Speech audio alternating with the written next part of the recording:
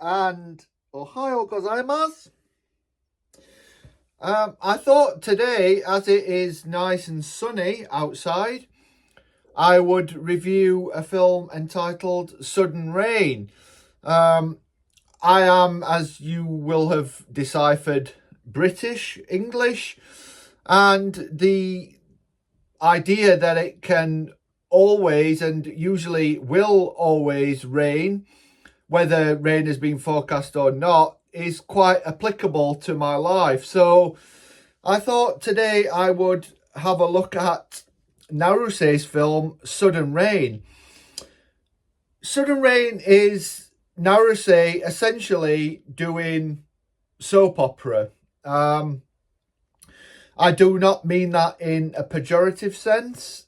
The film concerns the trials and tribulations of a married couple, struggling typically for Naruse protagonists financially, struggling to make ends meet.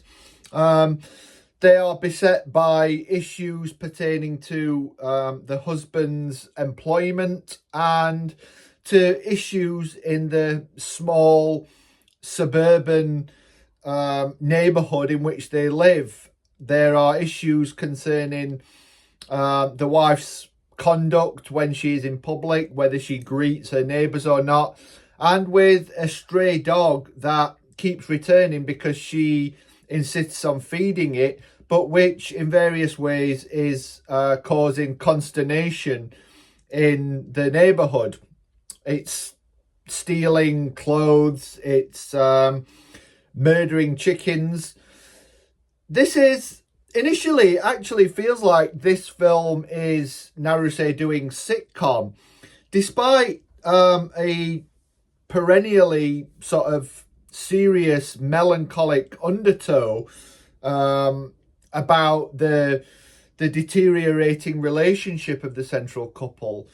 There are, at least early on in the film, fairly light-hearted scenes. There's an amusing scene in which a young relative who is newly married and is already disillusioned with her husband visits, and there's a sort of at least partly wryly comic sense that the discussions between the three parties and the problems of the relative are in fact really about the problems between the central protagonists. However, as the narrative develops, this melancholic undertow begins to become ever more pronounced as increasing financial difficulties make the couple's already fractured relationship deteriorate even further, and their respective actions both at work and at home suggest something of long pent up frustrations, and these, along with increasing recriminatory feelings that are brought to light, lead to a sense that the relationship really has no future. This is a very narrowly focused, very intimate film. It takes on board and explores not just marital relations, but also contemporary Japanese gender dynamics. There's a really interesting discussion between the husband and his work colleagues, where one of them suggests that it's a woman's world now, that man has no place, thinking about a sense of sort of professional emasculation and an increase in agency in women from the post-war period, where wartime necessities had facilitated women in the workplace, and also the post-war occupation of Japan had tried to foster more gender equality because of its ideas and ideals about Japan becoming a westernized nation. This sense of female agency is, however, one that neither the husband's wife, nor indeed any of the other female characters in the film, either recognise or evince, tied as they are to the home. The husband actually is very dismissive of his wife going out to work. He thinks he should be the breadwinner. He should be the head of the household. And any sense that his wife will go out to work, he takes as a direct affront to his masculinity. The film also encompasses a very interesting engagement with the sort of flow in terms of movement of peoples around Japan, albeit it does so in reverse. There was an increasing sense in the post-war era that people were moving from rural to urban areas to find work and to set up home. And indeed, this is something that this couple have done.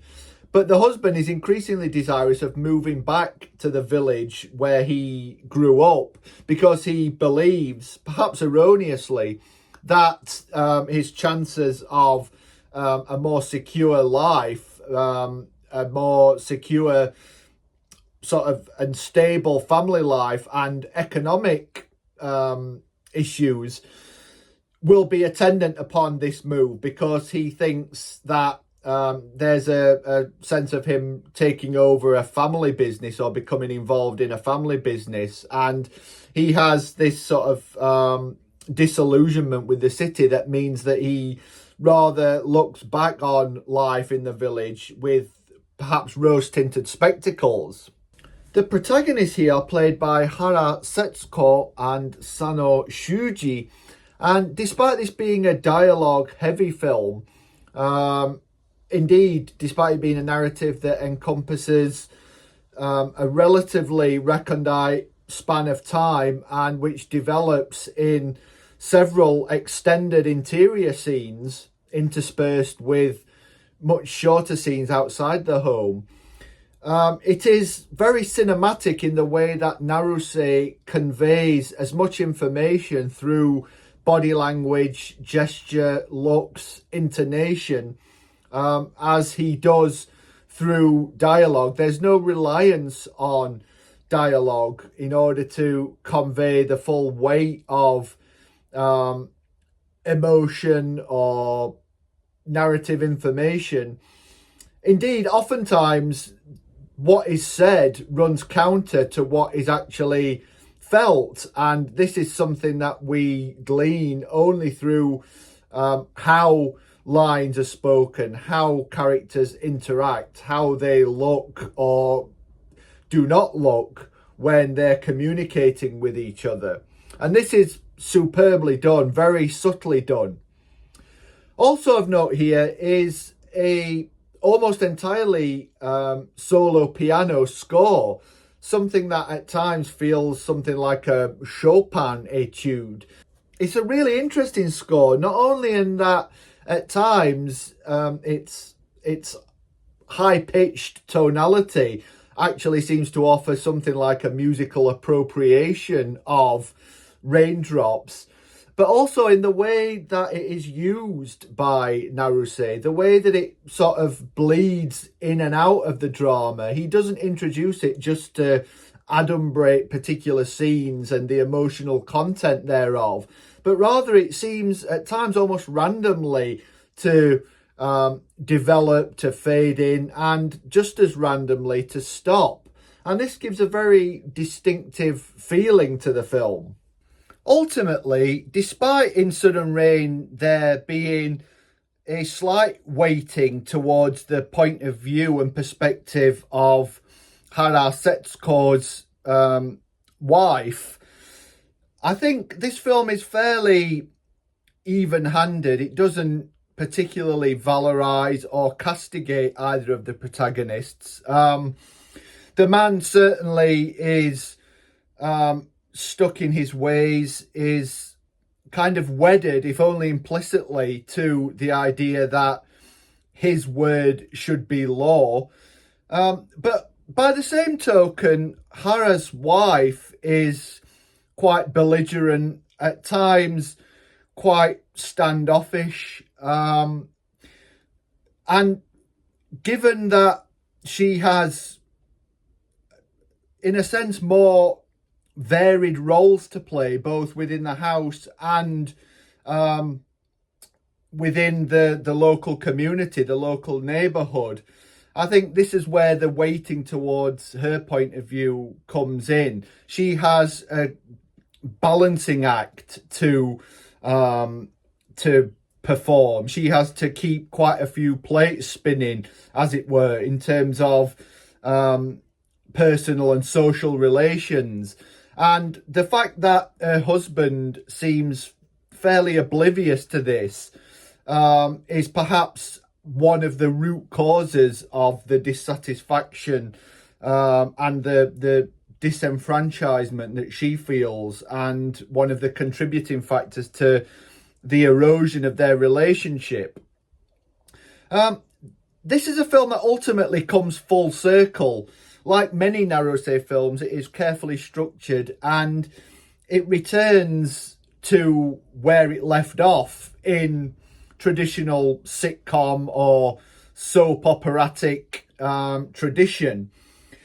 Give it a look. Let me know what you think. Let me know what you think of Naruse in general.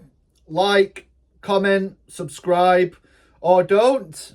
And I look forward to talking to you about Naruse much more in the very near future. Bye for now.